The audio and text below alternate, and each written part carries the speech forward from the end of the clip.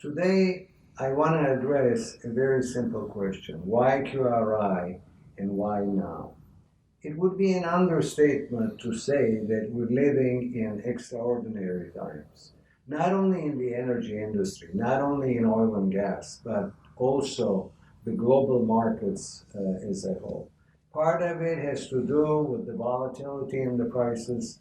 Part of it has to do with the market impact of the COVID-19 pandemic. The new realities of the markets make it an imperative to be extremely capital efficient.